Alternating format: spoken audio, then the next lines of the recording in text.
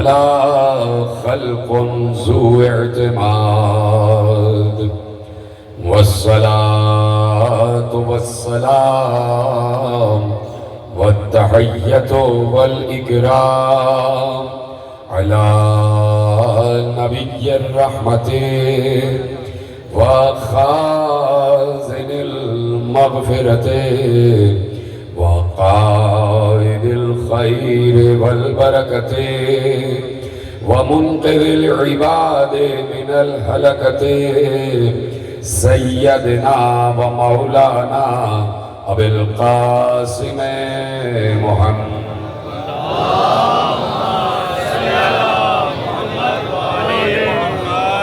وأهل بيته الطيبين الطاهرين المعصومين المظلومين المنتخبين المنتجبين الذين أذهب الله عنهم الرجس وطهرهم تطهيرا.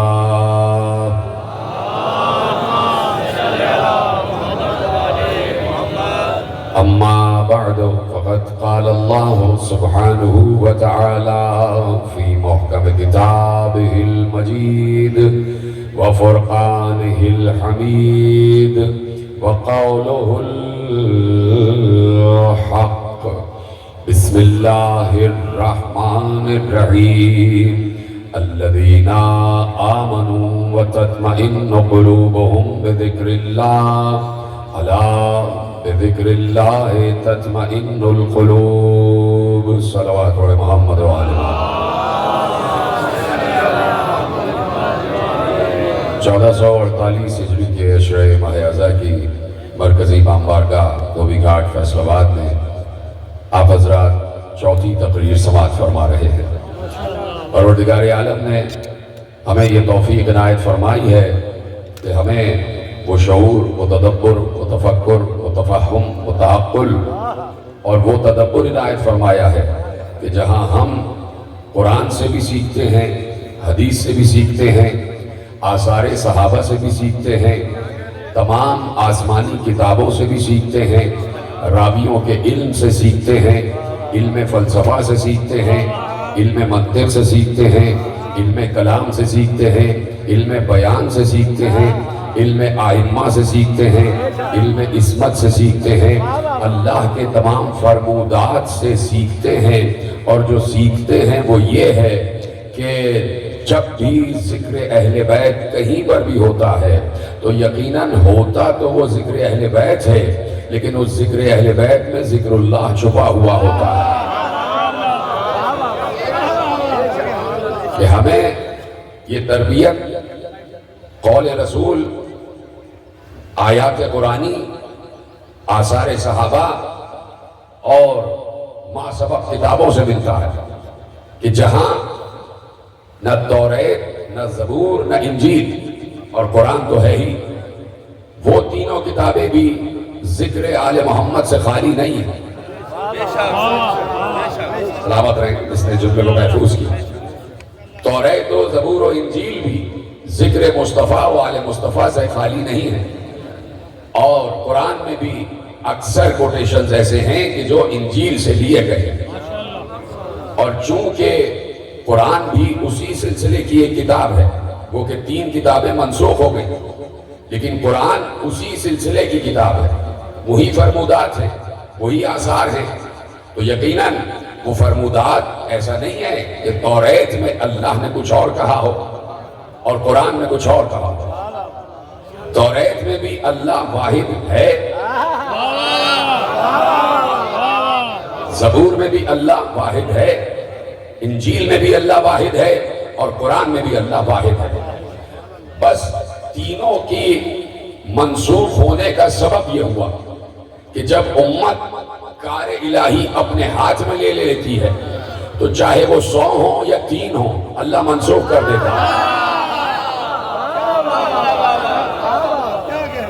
اس لیے کہ اللہ یہ سمجھتا ہے اور انسانوں سے زیادہ اور بہتر سمجھتا ہے.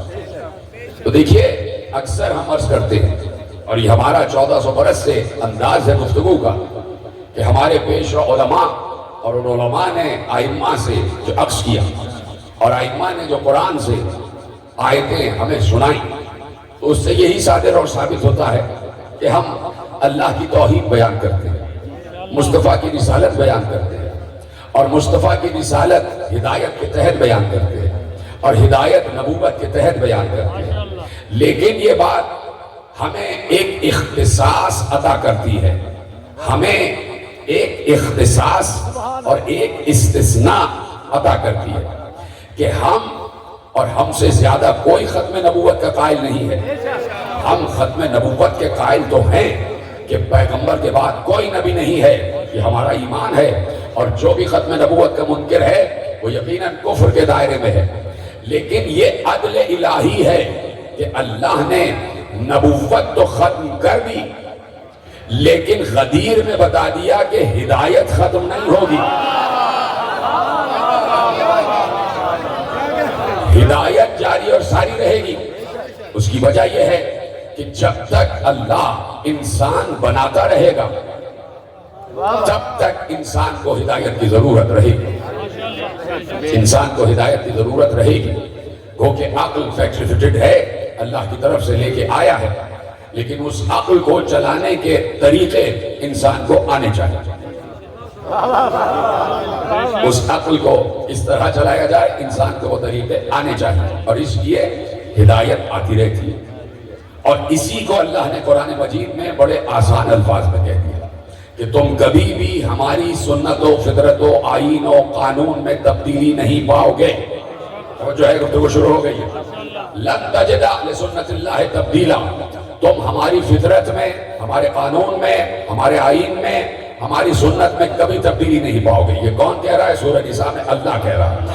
اور اللہ کبھی بھی اپنی کسی کہی ہوئی بات کے خلاف نہیں کرتا۔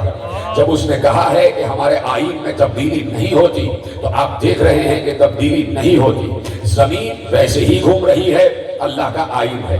اسی طریقے سے سورج ہے جو مدار بنا ہوا ہے، اللہ کا آئین ہے۔ سورج کے گرد 12 بروج حرکت کر رہے ہیں، اللہ کا آئین ہے۔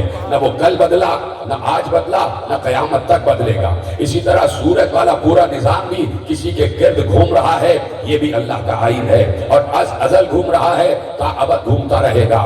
انسان اس زمین پر رہ رہا ہے اور اس زمین پر رہتا رہے گا۔ یہ زمین غلہ اگا رہی ہے، اگاتی رہے گی، اللہ کا آئین ہے۔ یہ زمین پودا بناتی ہے، بناتی رہے گی، اللہ کا آئین ہے۔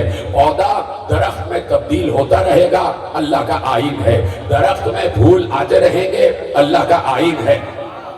پھول پھلوں میں تبدیل ہوتے رہیں گے، اللہ کا آئین ہے۔ پھلوں میں ذائقے آتے رہیں گے، اللہ کا آئین ہے۔ پھولوں میں رنگ آتا رہے گا، اللہ کا آئین ہے۔ رنگوں میں خوشبو آتی رہے گی، اللہ کا آئین ہے۔ انبیاء ہدایت لے کے آتے رہیں گے، اللہ کا آئین ہے۔ بارش برستی رہے گی، اللہ کا آئین ہے۔ زمین غلہ اگاتی رہے گی، اللہ کا آئین ہے۔ ہوا چلتی رہے گی، اللہ کا آئین ہے۔ اسی طریقے سے یہ آئین اللہ کے چلتے رہتے ہیں۔ اب اللہ نے کہا کہ ہم نے آدم کو بھیجا، تو ہم نے آدم کو بھیجا، اور آدم کو ہم نے ہدایت کے لیے بھیجا، یہ ہمارا آئین ہے۔ اور اس کے ساتھ ایک اور آئین اور ایک اور سنت ہم نے بنائی کہ ہم نے آدم کو بغیر جانشین نہیں رکھا، ہم نے آدم کا وصی بنایا، یہ ہمارا آئین ہے۔ آدم کا وصی انوش بنا، ہم نے اس آئین کو آگے برقرار رکھا۔ انوش کا وصی قینان بنا، قینان نے مہلائیل کو وصی بنایا، مہلائیل نے یارد کو وصی بنایا، یارد نے اخنوخ کو وصی بنایا، اخنوخ نے متشلق کو وصی بنایا، متشلق نے لمک کو وصی بنایا، لمک نے نوح کو وصی بنایا، نوح نے سام کو وصی بنایا۔ اسی طرح ابراہیم نے اسماعیل کو وصی بنایا، اسحاق کو وصی بنایا، داؤد نے سلیمان کو وصی بنایا، داؤد نے سلیمان کو وصی بنایا، موسیٰ نے یوشع کو وصی بنایا، عیسیٰ نے شمعون کو وصی بنایا۔ جب یہاں تک ہمارا آئین نہیں بدلا تو کیا مصطفیٰ پر آ کر بدل جائے گا؟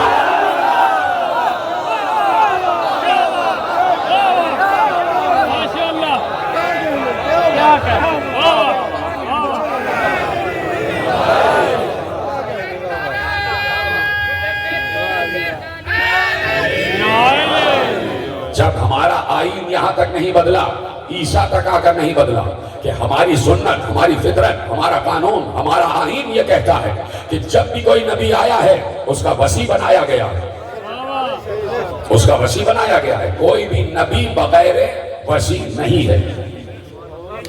نبی ہمارا سبارڈینیٹ ہوتا ہے اور نبی اپنا سبارڈینیٹ بناتا ہے. اور نبی کو بھی یہ اختیار نہیں ہے کہ وہ اپنا وسیع اپنی مرضی سے بنائے. اپنا وسیع اپنی مرضی سے بنائے. اس لیے یہ ہمارا آئین ہے، یہ ہمارا قانون ہے، یہ ہماری فطرت ہے کہ ہر نبی وسیع کے تحت آیا ہے، وسیع کے ساتھ آیا ہے. اور یہ وصایت کا سلسلہ قیامت تک چلتا رہے گا، چلتا رہے گا. اس لیے میں نے آسمانی کتب کی بات کی، جا کے پڑھیں. ابھی بھی کچھ باتیں رہ گئی ہیں کہ جو توریت و زبور و انجیل کے آج کے نسخوں میں بھی موجود ہیں، آج کے نسخوں میں بھی موجود ہیں. جیسے کہ قرآن میں اللہ بعض باتیں اشارتاً کہتا ہے، اسی طرح توریت و زبور و انجیل میں بھی بعض باتیں اشارتاً کہی ہیں. اور اس میں صاحبان عقل کے لیے جس ہے، صاحبان عقل کے لیے رس ہے، صاحبان عقل کے لیے گوشے ہیں، صاحبان عقل کے لیے حکمت ہے. مثلا میں ایک حوالہ آپ کے حوالے کرتا ہوں، اجازت ہے؟ وہ حوالہ ہے کتاب توریت کا، تاکہ پڑھیے. اس کا حوالہ لکھا ہوا ہے، جہاں پر بھی انجیل چھپی بھی آپ کو مل جائے گی، اس میں توریت کے بھی حوالے مل جائیں گے. اس لیے کہ انجیل میں توریت کے حوالے موجود ہیں، جیسے کہ قرآن میں انجیل کے حوالے موجود ہیں. توریت و انجیل کے حوالے قرآن میں بھی موجود ہیں. تو اب جب آپ پڑھیں گے تو توریت کا ایک یعنی مختلف کتابوں میں تقسیم ہوئی ہے، اس کے مختلف چیپٹرز ہیں. جیسے ہمارے یہاں مختلف سورے ہیں، اسی طرح وہ مختلف چیپٹرز میں تقسیم ہوئی ہے. تو ایک کتاب توریت کی ہے کتاب الاستثناء، یعنی ایکسیپشنل. کچھ ایکسیپشنل کیسز ہیں جو توریت نے ایک مقام پر بیان کیے ہیں. اور ظاہر سی بات ہے کتابیں منسوخ ہو گئیں اور بہت سے توریت کے نسخے بھی آ گئے، بہت سے انجیل کے نسخے بھی آ گئے. تو وہ ایک الگ موضوع ہے، وہ آپ اس سے بہتر جانتے ہیں. تو توریت کی کتاب الاستثناء، اس کا سورہ یعنی باب ہے 31 اور آیت نمبر ہے 11. ٹھیک ہے؟ اس میں اب جتنے لوگ بیٹھے دیکھیے گا کس طریقے سے اللہ بات کرتا. اور کچھ باتیں جو باقی رہ گئی ہیں اس میں بھی میں نے کہا رس ہے، جس ہے، ایکسٹریکٹ ہے. مثلا اس میں اس کا جو آیت نمبر 11 ہے، اس میں لکھا ہے کہ اللہ نے موسیٰ سے خطاب کیا اور موسیٰ سے کہا، اے موسیٰ تمہارا وقت آنے والا ہے، تمہارا وقت عنقریب آنے والا ہے جس میں تمہیں مرنا ہے. تو تم یوشع کو بلاؤ، تم یوشع کو بلاؤ، تم یوشع کو بلاؤ اور اپنے آپ کو جماعت کے خیمے میں حاضر کرو تاکہ میں انہیں تاکید کروں.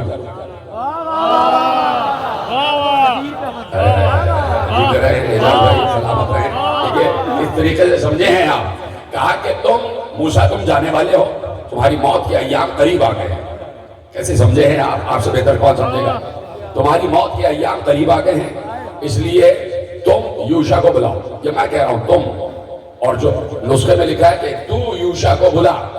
خدا بند موسیٰ سے مخاطب ہو کے کہتا ہے کہ تیرا وقت آنے والا ہے جس میں تجھے مرنا ہے.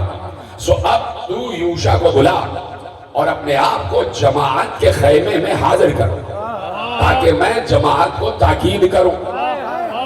آیت آگے بڑھی، کہا سو موسیٰ نے یوشع کو بلایا اور موسیٰ اور یوشع روانہ ہوئے اور دونوں نے اپنے آپ کو جماعت کے خیمے میں حاضر کیا.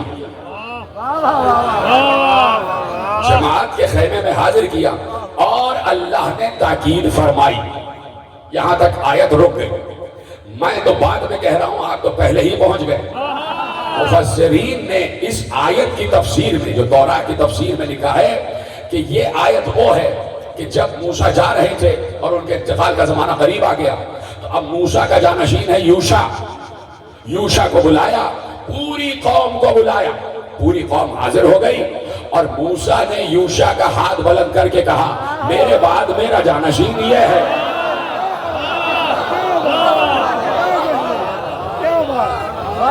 سب نے یقیناً غور فرمایا، سب نے یقیناً اس آیت کو محفوظ کیا ہے کہ تفسیر میں لکھا گیا کہ موسیٰ نے یوشع کو جانشین بنایا نہیں، اعلان کیا.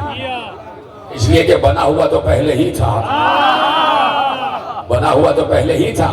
تو دیکھیے اب یہ یوشع ہے موسیٰ کا جانشین. توریت گفتگو شروع ہو گئی ہے تو ہے نا میرے ساتھ سارے کے ساتھ. اب میں اشارے کرتا ہوں, کچھ اشارے آپ کے حوالے کرتا ہوں, اور اشارے آپ ہی سمجھیں گے اور کوئی سمجھے گا ہی نہیں.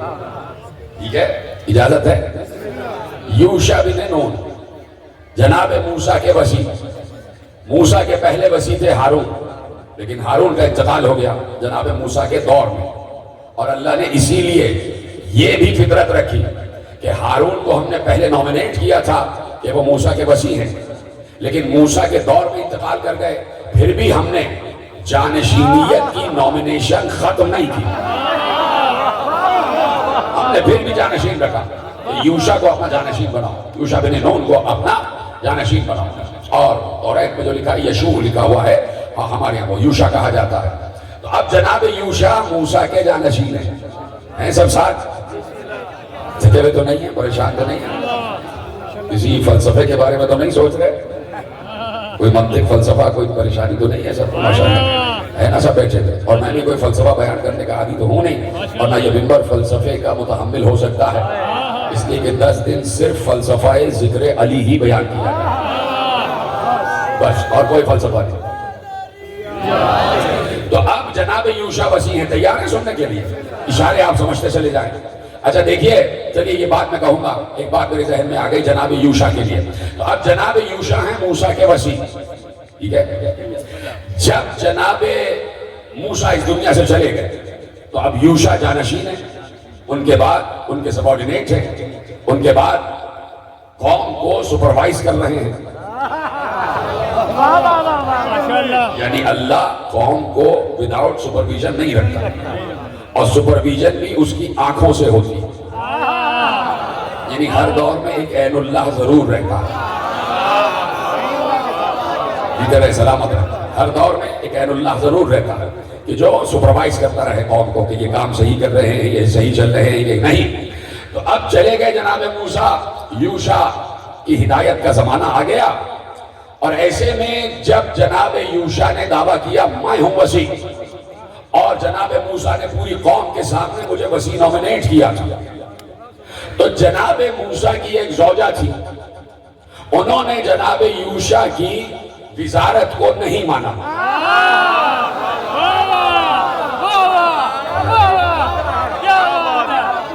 اور وہ جناب یوشع کے خلاف میدان جنگ میں آ گئی. جناب یوشع کے خلاف میدان جنگ میں آ گئی. تو اب یہ بھی ہوتا ہے,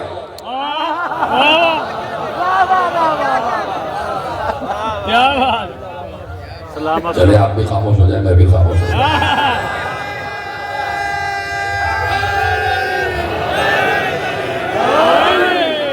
تو ایک تو بات یہ ہو گئی کہ ہر کوئی نبی کی اصل وصایت کو قبول کرنے کی صلاحیت بھی نہیں رکھتا.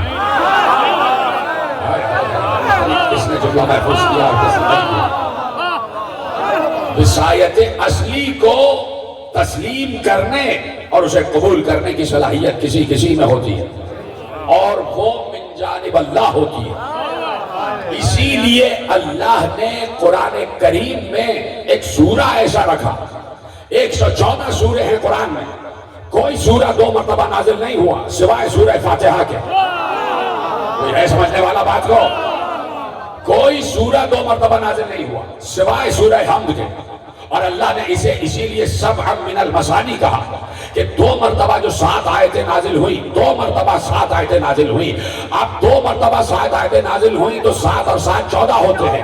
اگر 1 مرتبہ ہی 14 آیتیں نازل ہو جاتی تو سورہ فاتحہ 2 مرتبہ نازل نہ ہوتا. سلامت رہے, یہ ہے فیصلہ آباد, یہ ہے فیصلہ آباد کا مجمع. سلامت رہے آپ, جیسے آپ نے سنا.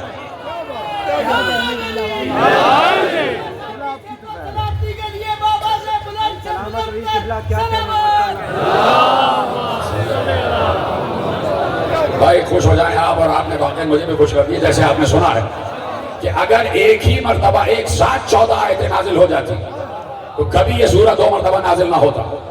یہ سورہ 2 مرتبہ نازل ہوا اس لیے کہ 7 2 مرتبہ نازل ہوئے. اور اگر 1 مرتبہ, میں جملہ دے دیں, اگر 1 مرتبہ 14 آیتیں نازل ہو جاتی تو شاید کچھ لوگ سورہ فاتحہ کے خلاف ہو جاتے.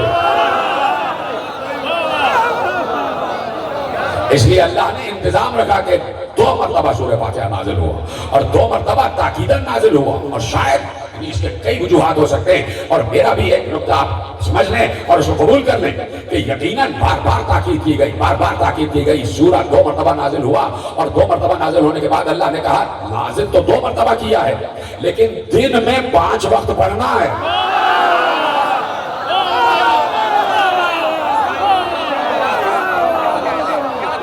دن میں 5 وقت پڑھنا ہے. نازل تو ہم نے 2 مرتبہ کیا ہے لیکن ہر روز 5 مرتبہ پڑھنا ہے. 5 وقت پڑھنا ہے، 5 مرتبہ نہیں، 5 وقت پڑھنا ہے. 5 وقت پڑھنا ہے. نازل 2 مرتبہ کیا لیکن ہر روز 5 وقت پڑھنا ہے. کیوں پڑھنا ہے؟ کیوں پڑھنا ہے؟ میں نے کہا نا کہ ہر کوئی وصایت کے مرحلے کو قبول کرنے کی صلاحیت نہیں رکھتا، صلاحیت نہیں رکھتا، صلاحیت نہیں رکھتا. اس لیے کہا ہے کہ تم صلاحیت نہیں رکھتے تو سورہ فاتحہ میں رکھا اہدنا الصراط المستقیم، پروردگار مجھ میں صلاحیت پیدا کر دے، مجھ میں صلاحیت پیدا کر دے.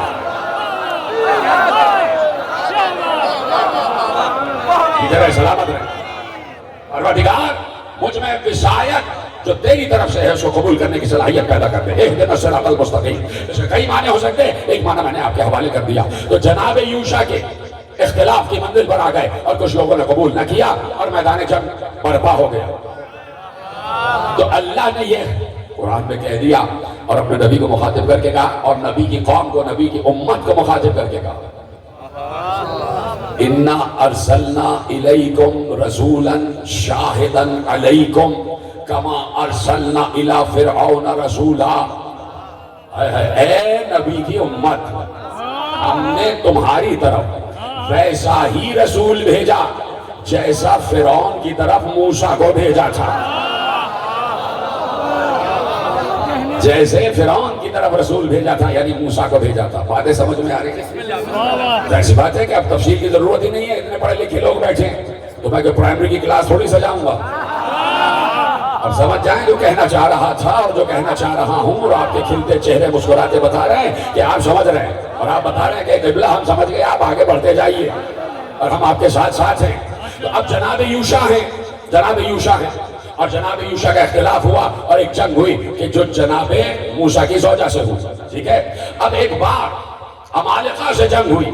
جناب یوشع جو جانشین ہیں جناب موسیٰ کی، ایک لشکر سے جنگ ہو رہی ہے، لشکر سے جنگ ہو رہی ہے. ادھر بنی اسرائیل ساتھ ساتھ ہے اور جنگ ہو رہی ہے، مسلسل جنگ ہو رہی ہے. اشارے دے رہا ہوں، آپ کے ذہنوں میں ہے، میں صرف ریکال کر رہا ہوں، سن چکے ہیں آپ. جنگ ہو رہی ہے، مسلسل جنگ ہو رہی ہے اور یوشع کی فوج آگے بڑھ رہی ہے، آگے بڑھ رہی ہے. مخالف فوج پیچھے ہٹتی چلی جا رہی ہے، پیچھے ہٹتی چلی جا رہی ہے.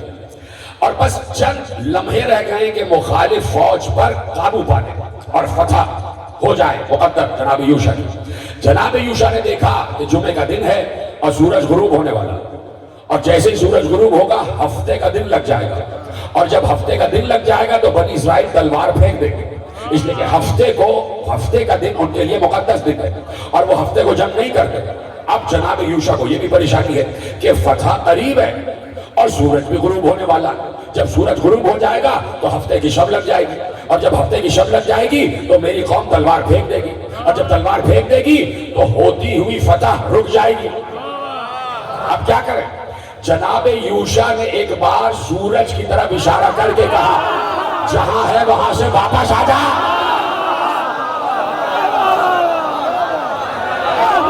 ہائے ہائے، آپ سے بہتر کون سمجھے گا؟ ادھر ہے. ابھی تک تو بات اٹھا کے نعرہ تکبیر، نعرہ رسالت، نعرہ حیدری، حیدری، حیدری. ادھر ہے، سلامت رہے. میں آپ کو بات دے رہا ہوں، جناب یوشع نے بالکل ڈوبے ہوئے سورج کو مقام عصر پر واپس بلایا، اور جب فتح ہو گئی تو جناب یوشع نے کہا اجازت ہے ڈوب جا. یعنی نبی کا بھی اختیار ہوتا ہے، نبی کے وسیع کا بھی اختیار ہوتا ہے. ارے توریت نے بتا دیا، قرآن تو بتا ہی رہا ہے، توریت نے بتا دیا کہ کسی ایرے غیرے کو وسیع نہ بنا لینا۔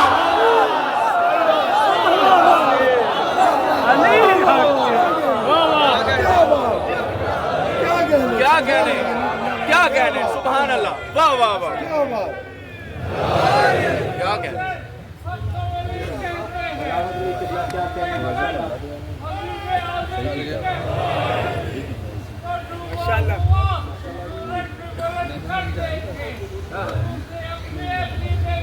علی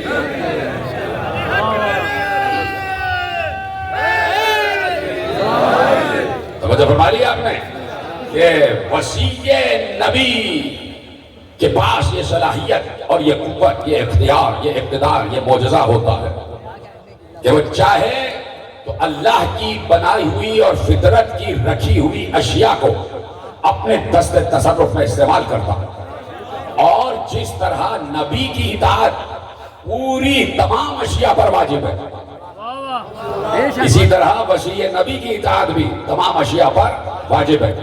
ٹھیک ہے، دو باتیں میں نے آپ کے حوالے کر دی، نشانیاں مل گئی آپ کو کہ کسی نے قبول نہیں کیا تو زوجہ موسیٰ آ گئے یوشع کے خلاف۔ دوسری بات، یوشع نے بھی رد شمس کیا، یوشع نے بھی رد شمس کیا۔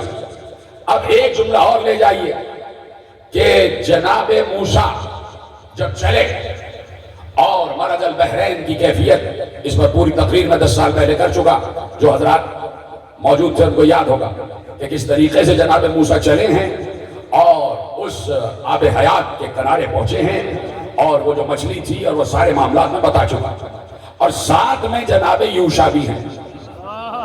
قرآن نے جب جناب موسیٰ جا رہے ہیں کہا کہ بھئی موسیٰ اب یہ بھی بتا دو کہ کیوں بھیجا اللہ نے، کیوں بھیجا اللہ نے کہ موسیٰ جاؤ؟ تو اس لیے کہ جب یہ دریا پار ہو گیا اور جناب موسیٰ اپنی قوم کو لے کے دریا پار کر کے اس علاقے میں آ گئے اور وہاں پر توریت کی تعلیم دینے لگے اور دینیات سمجھانے لگے اور لیکچرز دینے لگے۔ ایسے میں کسی نے جناب موسیٰ سے پوچھا کہ اے نبی اللہ، اس وقت روئے عرش پر آپ سے زیادہ اور آپ سے بڑا کوئی عالم نہیں، آپ سے بڑا کوئی عالم نہیں۔ جناب موسیٰ نے کہا ہاں ایسا ہی ہے۔ قوم کے ایک فرد نے جناب موسیٰ سے مخاطب ہو کے کہا کہ اے نبی اللہ، اس روئے عرش پر آپ سے بڑا کوئی عالم نہیں ہے۔ جناب موسیٰ نے کہا ہاں ایسا ہے۔ اب ہمارے یہاں کے مفسرین نے ائمہ کے اقوال کی روشنی میں لکھا کہ جناب موسیٰ نے یہ بات اس لیے کہی کہ جناب موسیٰ پر توریت نازل ہوئی تھی اور توریت اللہ کا علم ہے، اس لیے جناب موسیٰ نے کہا کہ مجھ سے بڑا کوئی عالم نہیں ہے۔ یہ جناب موسیٰ کی سمجھ تھی۔ جیسے ہی جناب موسیٰ نے کہا ہاں مجھ سے بڑا کوئی عالم نہیں ہے، اللہ نے جناب جبرائیل کو بھیجا اور کہا موسیٰ سے کہو کہ تم نے یہ کہہ دیا کہ تم سے بڑا کوئی عالم نہیں ہے، ذرا یہاں سے نکلو اور وہاں پہنچو کہ جہاں دو دریا مل رہے ہیں وہاں تم سے بھی بڑا ایک عالم بیٹھا ہوا ہے۔ ہائے ہائے ہائے، سلامت رہے، وہاں تم سے بھی بڑا ایک عالم بیٹھا ہوا ہے، جاؤ اور اس کی شاگردی اختیار کرو۔ جناب موسیٰ چلے اور جناب یوشع ساتھ ہیں۔ تو اب جناب یوشع جو ساتھ ہیں ان کے ساتھ مچھلی بھی ہے جو انہوں نے راستے کے لیے رکھی بھی تھی، وہ پورے واقعات آپ قرآن میں پڑھ لیجئے گا۔ تو جب جناب یوشع ساتھ ہیں اور جب وہاں پہنچے جہاں دو دریا مل رہے تھے تو وہاں پر ایک جوان سے ملاقات ہوئی، اور وہ جوان جناب خضر تھے، اور جناب خضر سے جناب موسیٰ نے کہا کہ کیا یہ ہو سکتا ہے کہ آپ مجھے اپنا شاگرد بنا لیں؟ کیا یہ ہو سکتا ہے کہ آپ مجھے اپنا شاگرد بنا لیں جو صاحب توریت ہے؟ وہ جناب خضر سے کہہ رہا ہے کہ کیا آپ مجھے اپنا شاگرد بنا لیں گے؟ جناب خضر نے کہا بنا تو لوں گا، لیکن شرط یہ ہے کہ تم صبر کرو گے۔ اِنَّكَ لَن تَسْتَطِيعَ مَعِيَ صَبْرًا، کہہ دیا کہ تم میرے ساتھ صبر نہیں کر سکتے، اس لیے کہ علم کے لیے صبر بہت ضروری ہے، علم جلد بازی نہیں مانگتا۔ کہا کہ تم میرے ساتھ صبر نہیں کر سکتے۔ جناب موسیٰ نے اقرار کیا نہیں میں آپ کے ساتھ صبر کروں گا، اور اس کے بعد 3 واقعات ہوئے پے در پے کہ جس میں جناب موسیٰ صبر نہیں کر پائے، اور وہ سارے معاملات آپ کے اختیار میں ہیں اور آپ کے علم میں ہیں کہ جناب موسیٰ جناب خضر کے شاگرد بنے، جبکہ وہ اپنے دور کے نبی ہیں۔ چھوڑ دیتا ہوں بات اگر مشکل ہو گئی ہے۔ موسیٰ اپنے دور کے نبی ہیں اور صاحب کتاب نبی ہیں، اور صاحب کتاب نبی جناب خضر سے کہہ رہا ہے کہ میں آپ کا شاگرد بننا چاہتا ہوں. تو اس کا مطلب ہے کہ جو علم جناب خضر کے پاس تھا وہ جناب موسیٰ کو نہیں دیا گیا تھا، اور وہ علم تھا علم تعبیل. علم تعبیل اس میں بھی پوری تقریر کر چکا. ایک ہے تفسیر، ایک ہے تعبیل. وقت دے رہے ہیں آپ مجھے تھوڑا سا. ایک ہے تفسیر، ایک ہے تعبیل. تعبیل ایک الگ چیز ہے اور آپ مجھ سے بہتر جانتے ہیں. ایک ہے محکم، ایک ہے متشابہ. محکم کی تفسیر ہوتی ہے، متشابہ کی تعبیل ہوتی ہے. متشابہ کو صرف پڑھا جاتا ہے، محکم پر عمل کیا جاتا ہے. محکم وہ کہ جو سب کی سمجھ آ جائے. متشابہ کی تعبیل سوائے اللہ کے اور آل محمد کے کوئی نہیں کر سکتا. بڑی آسانی سے سنا آپ نے جملہ. آپ کو پتا ہے 20 سال سے میرا مزاج کہ جب مجمع میں تھوڑی سی خاموشی ہوتی ہے تو مجھے آگے بڑھنا پڑتا ہے. تقریر طویل ہو جاتی ہے کہ متشابہ کی تعبیل ہوتی ہے اور اللہ نے کہہ دیا وَمَا يَعْلَمُ تَعْوِيلَهُ إِلَّا اللَّهُ وَالرَّاسِخُونَ فِي الْعِلْمِ. تعبیلات کا علم کسی کے پاس نہیں ہے مگر یا تو اللہ جانتا ہے یا وہ جانتے ہیں کہ جنہیں اللہ نے علم دیا. سلامت رہے ہیں ہاتھ اٹھا کر میرے ساتھ بات کرنے والے. جنہیں اللہ نے علم دیا. آپ یقین فرمائیں کہ کہاں کہاں تقریریں کرتا ہوں لیکن جتنی فکری تقریریں میں نے فیصل آباد میں کی کہیں نہیں کرتا. میرے ساتھ لوگ ہیں بیٹھے ہوئے، آپ پوچھیں اور مجھے جو ریمارکس اور کمنٹس آتے ہیں وہ سبھی کہہ رہے ہوتے ہیں کہ آپ فیصل آباد میں جو فکری اور پیغاماتی تقریر کرتے ہیں تو مجھے آپ پر اعتماد ہوتا ہے اس لیے کہ آپ میری ایک ایک بات سمجھتے ہیں. اور پوری دنیا میں معلوم کہاں کہاں سے دعوتیں آتی ہیں لیکن میں نے کہا کہ میں فیصلہ کر چکا ہوں فیصل آباد میں.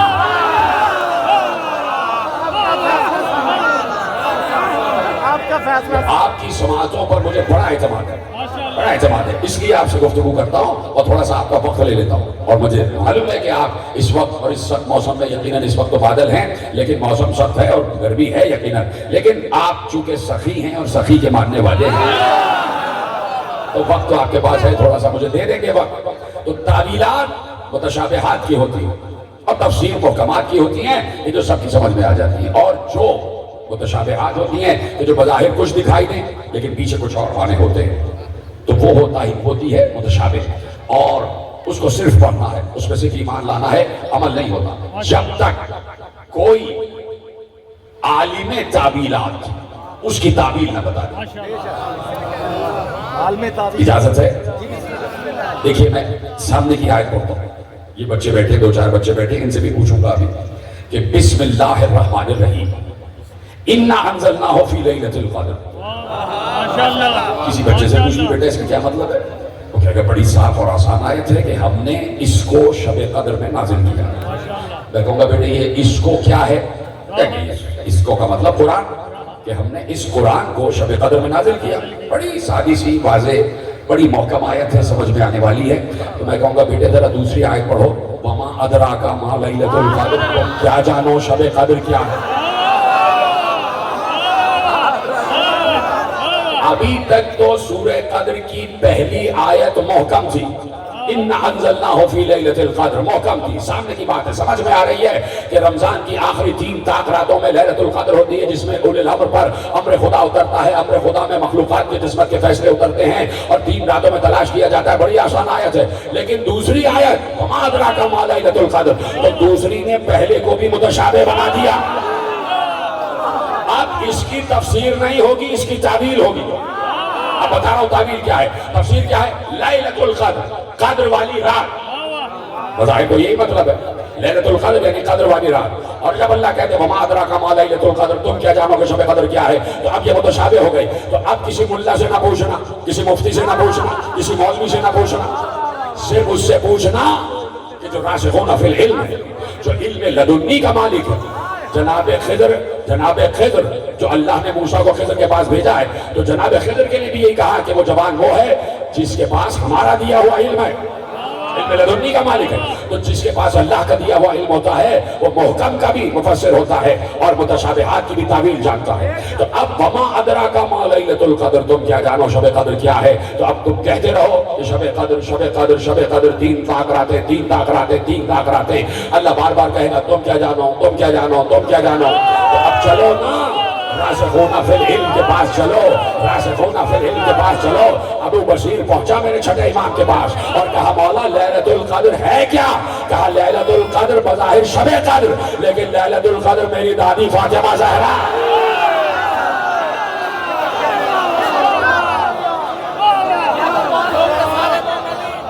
علی حق علی حق علی حق علی حق علی حق علی حق علی حق علی حق علی حق علی حق علی حق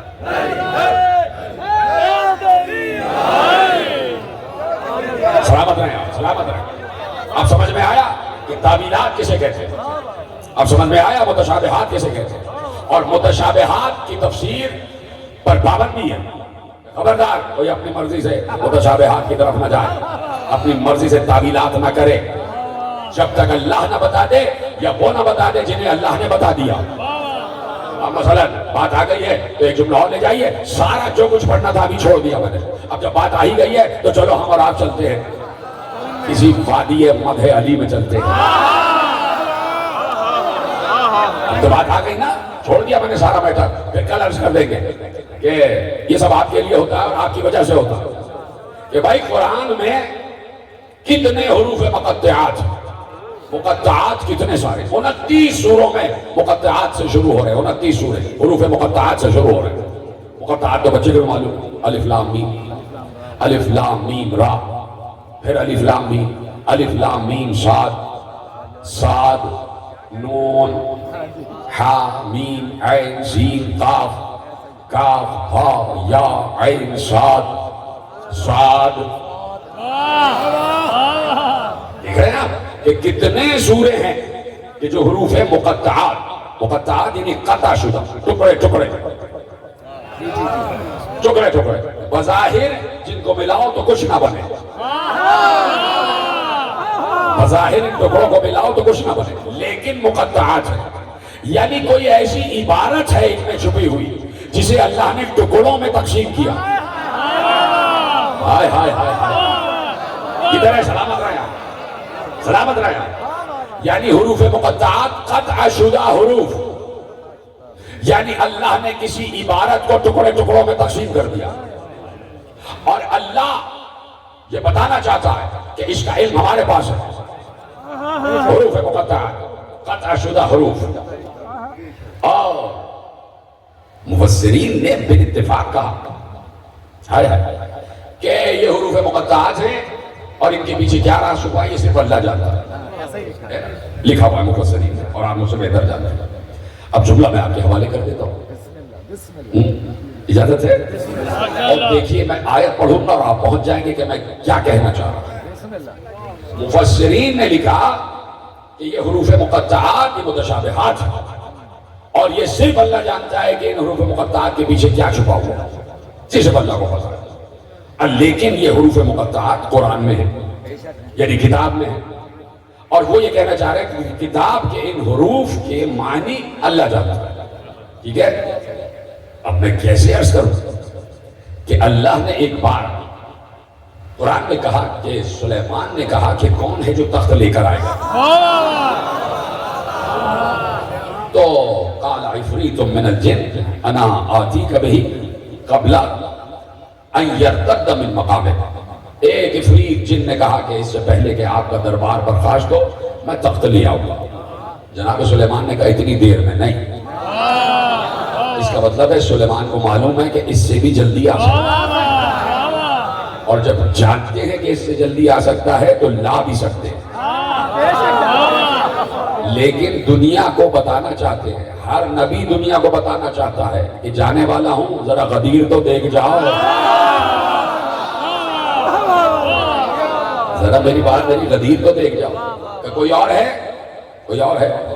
تو ایک بار جناب آصف بن برخیہ مخاطب ہوتا انا آتی کا بہی قبل اس سے پہلے کہ آپ کی آنکھ جھلکے، آپ کی آنکھ جھپکے، قبل ان یرتد الیک طرفک، یہ تو میں نے آصف بن برخیہ کا نام لیا، اب قرآن نے کیا کہا؟ وقال الذی ومن عنده علم من الکتاب، وہ بولا جس کے پاس کتاب کا تھوڑا سا علم تھا، کیا بولا؟ انا آتیک بہ قبل ان یرتد الیک طرفک، میں اس سے پہلے کہ آپ کی آنکھ جھپکے میں تخت لے آؤں گا، اور تخت آ چکا تھا، اس لیے کہ سلیمان کی آنکھ جھپک چکی تھی،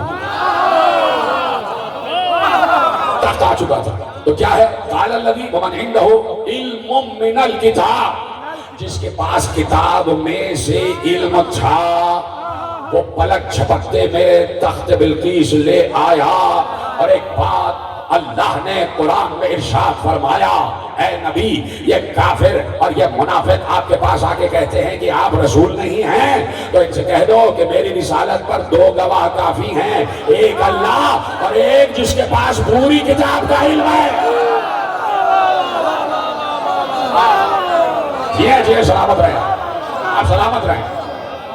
کہا کہ قل کفی باللہ شہیدا بینی و بینکم ومن عندہ علم الکتاب، میری رسالت کی شہادت کے لیے دو گواہ کافی ہیں، ایک اللہ اور ایک جس کے پاس پوری کتاب کا علم ہے، پوری کتاب کا علم ہے۔ جب پوری کتاب کا علم ہے تو چھوڑو، رکتا ہوں جملہ، جاؤ علماء عامہ کی تفسیر پڑھو، سب نے بالاتفاق لکھا ہے کہ یہاں علم من الکتاب سے مراد علی کی ذات ہے۔ میں نے فوراً کہہ دیا تو آپ نے آسانی سے لے لیا، سسپینس قائم کر کے رہتا تو آپ بڑے اچھے طریقے سے سنتے۔ کہا کہ سب نے لکھا کہ علم من الکتاب سے مراد علی کی ذات ہے، علی کی ذات، یعنی علی کے پاس پوری کتاب کا علم ہے۔ جب پوری کتاب کا علم علی کے پاس ہے تو علی کو معلوم ہے الف لام میم کیا ہے، الف لام میم را کیا ہے، کاف ہا عین صاد کیا ہے،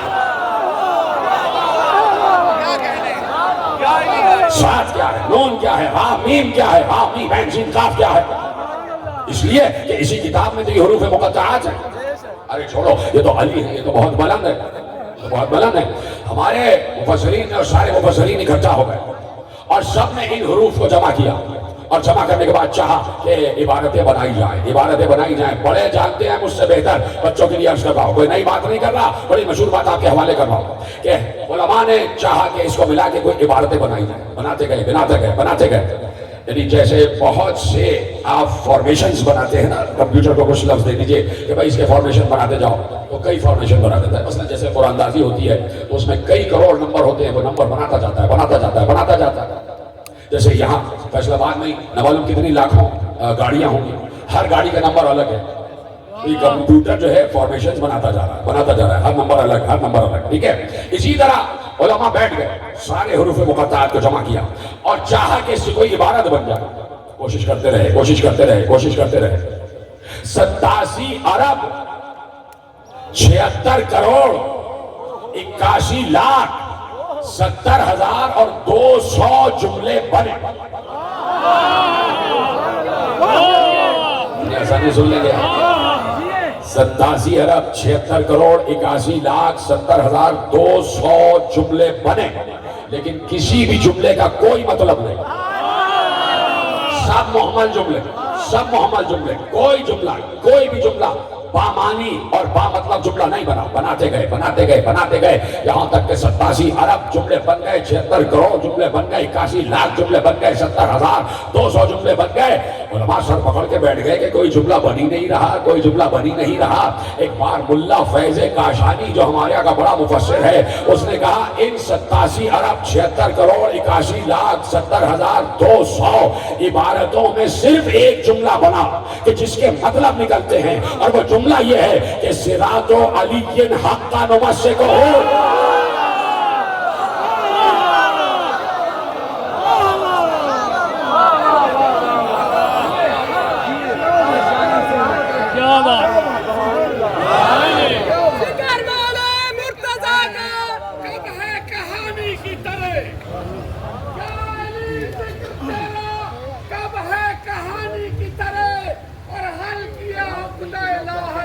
پانی کی طرح لوٹ کر شمس اشارے پہ تیرے مغرب سے زلیخا کی جوانی کی طرح ذکر مولا مرتضیٰ کا، ذکر مولا مرتضیٰ کا سنانے میں مزہ آتا ہے، ذکر مولا مرتضیٰ کا سنانے میں مزہ آتا ہے، داد توحید سے پانے میں مزہ آتا ہے، اور یوں تو جلنا ہے منافق کو جہنم میں مگر لمسات، یوں تو جلنا ہے جہنم میں منافق کو مگر نام حیدر سے جلانے میں مزہ آتا ہے۔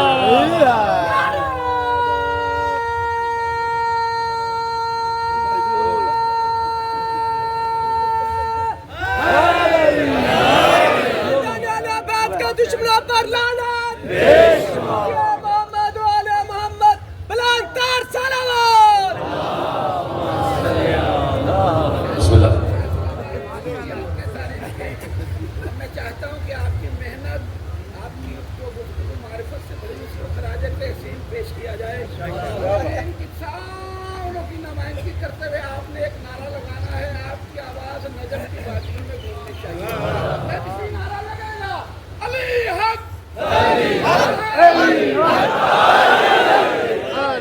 توجہ فرما لی آپ نے، صراط علی حق ممسکہ، یعنی سارے حروف مقطعات جو قطع حروف تھے، بکھرے ہوئے حروف تھے، اللہ نے راز چھپا دیا، اسی لیے ٹکڑے ٹکڑے کر دیے کہ کہیں کچھ جلنے والوں کے دل ٹکڑے ٹکڑے نہ ہو جائیں۔ صراط علی حق منمسکہ، علی کا راستہ حق ہے اور ہم اسی راستے پہ چل رہے ہیں، ہم اسی راستے کو پکڑے ہوئے ہیں، تو اس کا مطلب ہے کہ حروف مقطعات میں بھی علی چھپا ہوا، یعنی کہہ دوں کہ محکم بھی علی ہے، متشابہ بھی علی ہے، محکم بھی علی ہے، متشابہ بھی علی ہے۔ محکم ہے سلمان کے لیے، محکم ہے سلمان صفت لوگوں کے لیے، متشابہ ہے اشعری لوگوں کے لیے۔ کون سمجھا کون نہیں سمجھا؟ کچھ لوگوں کے لیے علی متشابہ ہے، کچھ لوگوں کے لیے محکم ہے، جن کے لیے محکم ہے سمجھ میں آ جاتا ہے، تو علی بھی انہی کی سمجھ میں آتے ہیں کہ جنہیں علی خود اجازت دے کہ سمجھو۔ تو یہ فضائل علی، یہ فضائل علی انسان کو طہارت عطا فرماتے ہیں، انسان کو علم سے محبت عطا فرماتے ہیں، انسان کو تعلیم کی طرف رغبت دلاتے ہیں، انسان کے اندر اخلاق پیدا کرتے ہیں، انسان کے لہجے میں نرمی پیدا کرتے ہیں، انسان کو فضائل علی نفاست عطا کرتے ہیں، انسان کو فضائل علی عقیدت عطا کرتے ہیں، فضائل علی انسان کو نجابت عطا کرتے ہیں، فضائل علی انسان کی فکر کو سیانت عطا کرتے ہیں، فضائل علی انسان کے نظریے کو دیانت عطا کرتے ہیں، فضائل علی انسان کو شرافت عطا کرتے ہیں۔ پہلیا جملہ، فضائل علی انسان کو شرافت عطا کرتے ہیں، اسی لیے بہت بڑے بڑے غیر شریف یہاں آنا چاہتے ہیں تاکہ ہم بھی شریف ہو جائیں۔ فضائل علی انسان کو شرافت دیتے ہیں، دیانت دیتے ہیں، سیانت دیتے ہیں، شرافت دیتے ہیں، شجروں کی پاکیزگی دیتے ہیں، لہجے میں مٹھاس دیتے ہیں، طبیعت میں نزاکت دیتے ہیں، طبیعت میں نفاست عطا کرتے ہیں، انسان کا لہجہ سدھر جاتا ہے، انسان کا لہجہ سدھر جاتا ہے۔ سب سے بڑی بات یہ ہے کہ بد شکل یہاں آ کے خوش شکل ہو جاتا ہے۔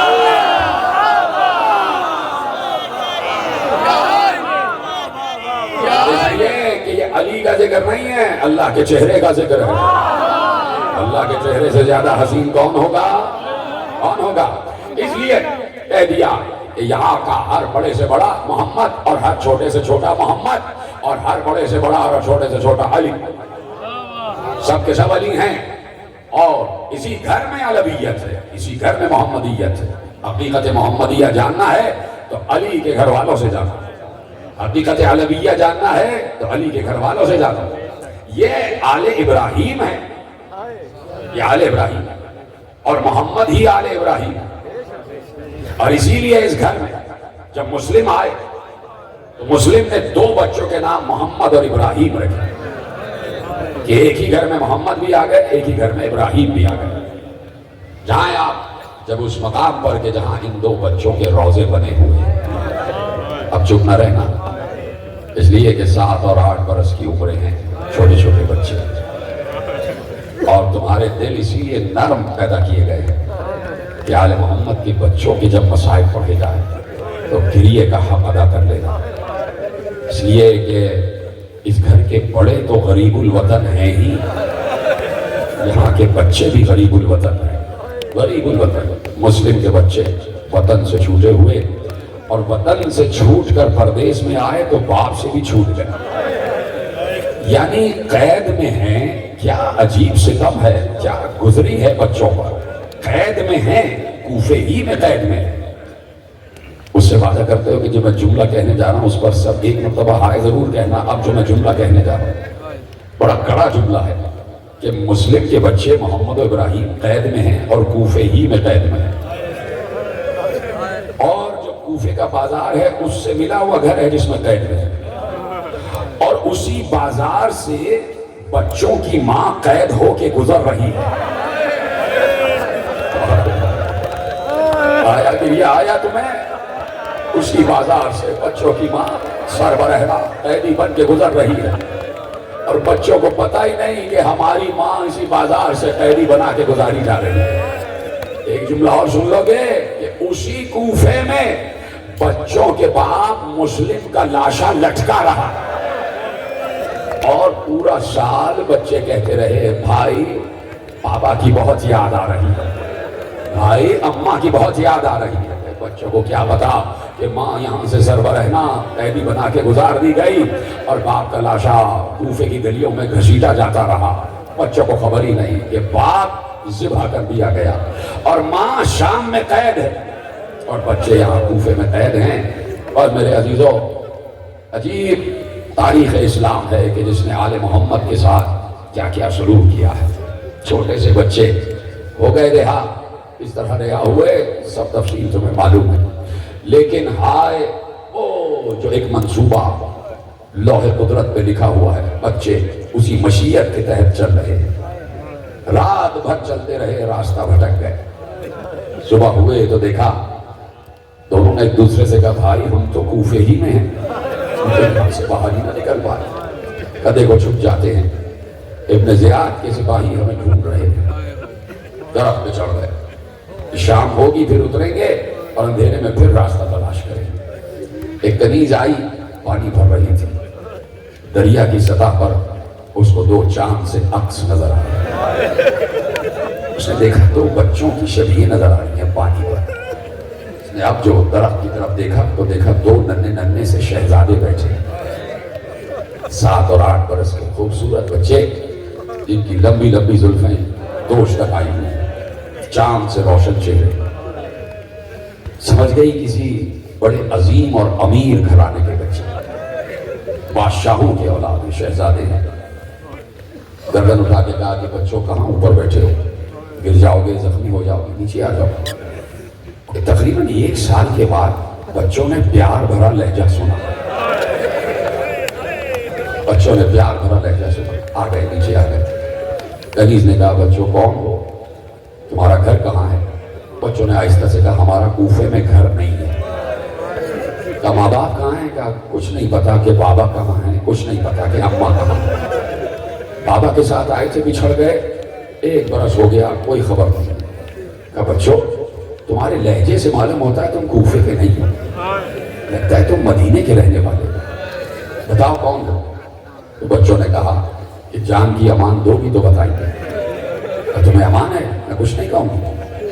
کہا کہ ہم مدینے کے رہنے والے ہیں۔ کنیز نے کہا مدینے کے؟ کون سے محلے کے؟ کہا محلے بنی ہاشم کے۔ کنیز ایک دم چونک کے کہتی ہے بنی ہاشم محلے کے؟ تو کیا تم بنی ہاشم سے ہو؟ کہا ہاں بنی ہاشم سے۔ اب بتاؤ تم کون اور بنی ہاشم کے کس یہاں سے ہو؟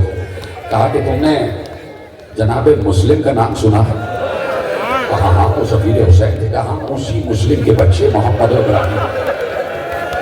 کنیز ختموں پہ دل شہزادو ہم تو تمہارے چاہنے والے ہیں، ہماری جو مالکن ہے، ہماری جو مخدومہ ہے وہ بھی تمہاری چاہنے والے، لے کے آ گئے، اپنی مالکن کو بتایا یہ بچے بنی ہاشم کے بچے ہیں، مسلم ابن عقیل کے بچھڑے ہوئے بچے ہیں۔ تو وہ جو مومنہ تھی وہ قدموں پہ گر گئے۔ اور سنیں گے ایک جملہ، مومنہ نے قدموں پہ گر کے کہا، واہ رے میری قسمت، واہ رے میری قسمت، میری بلندی قسمت۔ اے دو بچوں، میں یہ نہیں سمجھ رہی کہ محمد و ابراہیم میرے گھر آئے ہیں، مجھے لگ رہا ہے حسن و حسین میرے گھر آئے ہیں۔ اجروں کو بدل، مجھے لگ رہا ہے حسن و حسین سیدہ کے دو شہزادے میرے گھر آ گئے۔ بچوں میری قسمت جاگ گئی، سیدہ کے گھر کے دو عظیم ستارے میرے گھر آ گئے۔ بچوں کو نہلایا دھلایا، بالوں میں شانہ کیا، بچوں کو کھانا کھلایا۔ بہت دنوں کے بعد بچوں نے پیٹ بھر کے کھانا کھایا، اس لیے کہ پورے سال ایک دن میں صرف 2 روٹیاں اور 1 جامع آب ملتا تھا، اور اسی سے بچے گزر بسر کرتے تھے۔ بچوں سے کہا سو جاؤ، حجرے میں سو گئے۔ عجیب کہانی ہے، عجیب اردت کہانی ہے مسلم کے بچوں۔ بچے سو رہے تھے، سوتے سوتے بچوں نے خواب دیکھا، دونوں نے ایک جیسا خواب دیکھا، چونک کے اٹھے، دونوں ایک ساتھ اٹھ گئے۔ اب اندھیرا ہے حجرے میں، دونوں ایک ساتھ اٹھ گئے۔ تم کیوں اٹھے بھائی؟ چھوٹے نے پوچھا بھیا آپ کیوں اٹھے؟ رات ابھی خواب دیکھا ہے اور خواب ختم ہوا تو ہم جاگ گئے۔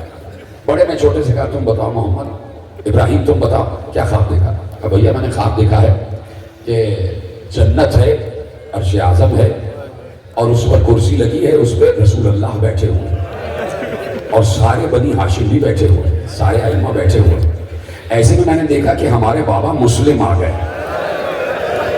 رسول اللہ کو سلام کیا، رسول اللہ نے جواب سلام دیا اور کہا آ جاؤ مسلم تم آ گئے، مسلم تمہارے بچے کہاں پر ہیں؟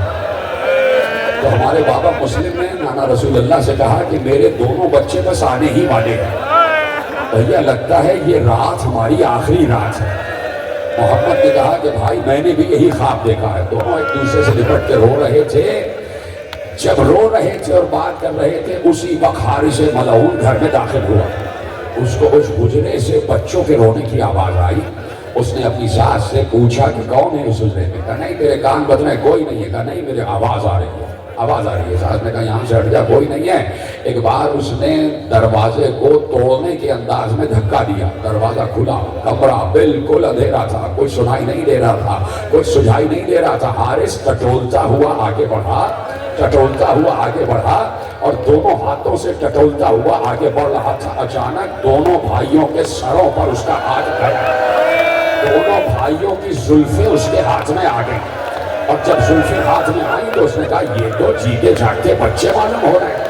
اور ایک بار کہتا ہے بتاؤ تم کون ہو اور میرے گھر میں کیا کر رہے ہو؟ بچوں نے یہی کہا کہ اگر جان کی امان دیتا ہے تو بتائیں گے، چھوٹے بچے ہیں، سب کی باتوں پر یقین کرنے لگے۔ کہا بتاؤ تم دونوں کون ہو، میرے گھر میں کیا کر رہے ہو؟ کہا مسلم کو جانتے ہو، سفیر حسین، ہم اسی کے بچے محمد و ابراہیم ہیں۔ کہا اچھا، میں 3 دن سے تمہاری تلاش کر رہا ہوں، تم کہیں مجھے نہ ملے اور میرے گھر میں ہی مل گئے۔ اب باہر لے کے آیا، ماتم کرو، باہر لایا تو خدا کی قسم روایت میں لکھا ایسے لایا کہ دونوں کو بالوں سے پکڑ کے گھسیٹتا ہوا، دونوں کو بالوں سے پکڑ کے گھسیٹتا ہوا لایا۔ دونوں کے پاؤں زمین پر خط دیتے ہوئے جا رہے تھے۔ ایک شہر میں ایک ستون سے دونوں بچوں کو باندھ دیا کہ صبح ابن زیاد کے دربار میں لے جاؤں گا۔ ارے لے جانا تھا تو صبح لے جاتا، پوری رات محمد کے رخسار پر تماچے، کبھی ابراہیم کے رخسار پر تماچے، دونوں بچوں کے رخسار تماچوں سے نیلے ہو۔ صبح ہوئی، بچوں کو لے کے چلا اور کہا کہ تمہارے سر کاٹ کے ابن زیاد کے دربار میں لے جاؤں گا۔ ماں قدموں پہ گر گئی، نہ کر، ایسا نہ کر، یہ فاطمہ کے گھر کے بچے ہیں، یہ رسول کے گھر کے بچے ہیں۔ ارے محشر میں فاطمہ کو کیا منہ دکھائے گا؟ اس نے کہا نہیں مجھے انعام چاہیے اور انعام مجھے زیادہ ملے گا۔ بچوں کو لے کے گیا، فرات کے کنارے چلتا رہا، جیسے ہی فرات کا کنارہ آیا کہا یہیں رک جاؤ، دونوں یہیں رک گئے، بیٹھ گئے، دونوں کو بٹھا دیا اور کہا یہی ذبح کروں گا اور دونوں کی گردنیں کاٹ کر سر ابن زیاد کے دربار میں لے جاؤں گا۔ دونوں نے کہا کہ دیکھ ہمیں بیچ کے کچھ پیسے تجھے مل جائیں گے، چھوڑ دے ہمیں جانے دے۔ بچے حجت تمام کر رہے ہیں، حجت خدا کے گھر کے بچے ہیں، حجت تمام کر رہے ہیں۔ دیکھ ہمیں غلاموں کے بازار میں بیچ دے، جہاں غلام بیچے جاتے ہیں ہمیں بیچ دے، ہم بہت اچھی قیمت میں بک جائیں گے، تجھے جتنے پیسے چاہیے مل جائیں گے۔ کہا نہیں، تمہیں قتل کروں گا۔ کہا اچھا ہمیں چھوڑ دے، ہم جتنا تجھے انعام ملنے والا ہے اس سے دگنا پیسہ دلوائیں گے، ہمیں ہمارے گھر جانے دے، ہم 10,000 10,000 دینار۔ پھر حجت تمام کی۔ کہا نہیں، میں تمہیں لے جاؤں گا ابن زیاد کے دربار میں۔ کہا اچھا اگر طے ہی کر لیا ہے تو کچھ دیر رک جا۔ کہا کیوں رک جاؤں؟ کہا 2 رکعت نماز پڑھنے۔ کیا گریہ کر رہے ہیں خدا کے ان گریہ کی آوازوں کو سیدہ کے اس دیار تک پہنچا دے جسے جنت البقیع کہتے ہیں۔ کہا کہ 2 رکعت نماز پڑھنے کو۔ کہا پڑھ لو اگر تمہیں نماز سے کوئی فائدہ ہو۔ دونوں بچوں نے کہا فرات سامنے ہے، وضو کرنے دے۔ کہا نہیں، اس وضو کرنے کے بہانے پانی پینا چاہتے ہو؟ میں تمہیں تشنہ دہن ذبح کروں گا۔ نہیں جانے دیا، پانی تک نہیں جانے دیا۔ بچوں نے وہیں تیمم کیا، اسی خاک سے تیمم کیا۔ اور خاک سے جب تیمم کرو تو چہرے پر خاک آ جاتی ہے نا، چہرے پر خاک آ جاتی ہے۔ یعنی بچے سمجھ رہے ہیں کہ ہم بھی کربلا ہی کا حصہ ہیں، ہماری قربانی بھی کربلا ہی کی قربانی ہے۔ اور بچوں کے ذہن میں تو تھا بھی نہیں، لیکن کیا معلوم تھا کہ عاشورے کو حسین کے چہرے پر بھی خاک ہوگی، اور وہ خاک علی اصغر کی قبر کی ہوگی۔ بچوں نے تیمم کیا، چہرے خاک سے ہٹ گئے۔ بچوں نے نماز پڑھی، نماز تمام ہو گئی، اور بچے اللہ سے دعا کرتے رہے۔ جلدی سے دعا ختم کرو، نماز اس لیے پڑھا رہے ہو کہ تاکہ تمہارا عرصہ حیات بڑھ جائے۔ ان بچوں نے دعا کی، پروردگار اس ملعون اور ہمارے درمیان جلدی فیصلہ کروا، اس کو جلد از جلد سزا دلوا۔ اس کو اور غصہ آ گیا، اس نے کہا اب ذبح کروں گا، بھائی کے سامنے بھائی کو ذبح کروں گا، بھائی کے سامنے بھائی کو ذبح کروں گا۔ محمد کی گردن کو پکڑا، ابراہیم آگے بڑھے اور محمد سے لپٹ گئے، اور بار بار محمد کو اس کے ہاتھ سے چھڑاتے تھے، چھوڑ دے میرے بھائی کو، چھوڑ دے میرے بھائی کو، میرے سامنے میرے بھائی کو ذبح نہ کر، میرے سامنے میرے بھائی کو ذبح نہ کر۔ اس نے ابراہیم کو دور دھکا دیا، ابراہیم دور جا کے گرے۔ ایک بار محمد کے گلے پہ چھری چلایا ہی چاہتا تھا، محمد کے کرتے کا گریبان بند تھا، بٹن بند تھے، تکمہ بند تھا۔ اس نے کہا جلدی سے اپنے گریبان کے تکمے کو کھولو، جلدی سے اپنے گریبان کے تکمے کو کھولو۔ اب بچے کے ہاتھ ہے نا، چھوٹا بچہ، ہاتھ کب کپا رہے تھے، بار بار ہاتھ کب کپا رہے تھے۔ جب گریبان کھلنے میں دیر ہوئی تو اس نے ہاتھ جھٹک کر گریبان کو پکڑ کر کھینچا، پورا کرتا چاک ہو گیا۔ ادھر سے ایک تماچا، دوسرا تماچا۔ اب محمد کو پشت کے بل زمین پر بٹھایا، سامنے بھائی دیکھ رہا ہے، تقریر سامنے ابراہیم دیکھ رہا ہے۔ یہاں تو شریعت یہ کہتی ہے کہ ایک گوشت کو دوسرے کے سامنے ذبح نہ کرو، ایک جانور کو دوسرے کے سامنے ذبح نہ کرو، اور یہاں تو ایک بھائی کو دوسرے بھائی کے سامنے ذبح کیا جا رہا ہے۔ کیا گزری ہوگی ابراہیم پر جب بھائی کو ذبح کرتے ہوئے دیکھ رہا تھا۔ ابراہیم نے دیکھا کہ محمد کے گلے پر خنجر چلا، محمد کا گلا کٹا۔ سن رہے ہو میرے عزیزو، میرا تو کلیجہ پھٹ رہا ہے۔ محمد کا گلا کٹا، اور ایک دم نہیں کٹا، اس لیے کہ پہلے پشت کفا سے وہ ہڈیاں ٹوٹی جو گردن میں ہوتی، ہڈیوں کے ٹوٹنے کی آواز آئی، پھر وہ رگ کٹی، جس رگ کو رگ حیات کہتے ہیں، وہ گردن کاٹ کے اس نے محمد کا گلا ایک طرف رکھ دیا۔ میں نے پڑھ دیا، تم نے سن لیا، میں نے پڑھ دیا، تم نے سن لیا۔ اب یہ تو دیکھو کہ جو ابراہیم ہے اس پر کیا گزر رہی ہوگی۔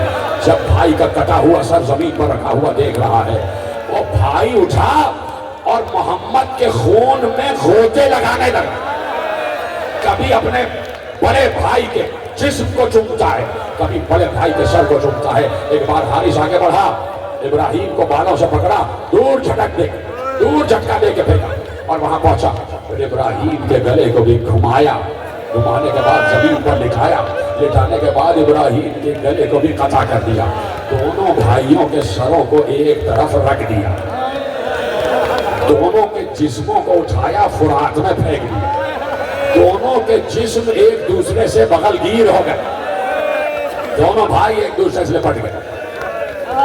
تمہیں چادر زہرا کا واسطہ ہے، آواز آ جائے، تمہارے گریے کی آواز آنی چاہیے۔ خدا میری ماں بہنوں کی گودیوں کو سلامت رکھے، خدا تمہارے بچوں کے سروں پر تمہارا سایہ سلامت رہے، آل محمد کے بچوں کے صدقے میں خدا تمہیں کوئی غم نہ دے سوا غم حسین کے۔